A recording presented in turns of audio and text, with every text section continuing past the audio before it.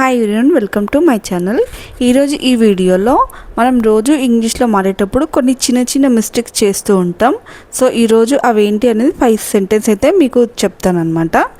So first one, I'm going to home. ఇది wrong sentence. Correct sentence వచ్చేసి I'm going home.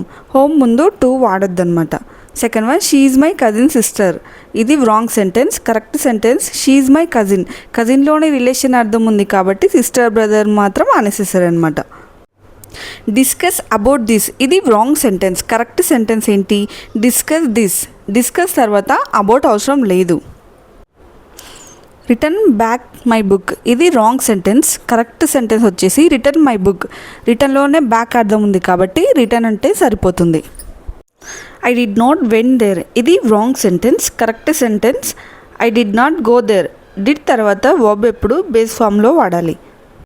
So ఇలాంటివి ఇంకా కొన్ని సెంటెన్స్ తెలుసుకోవాలంటే please subscribe to my channel. Thank you for watching.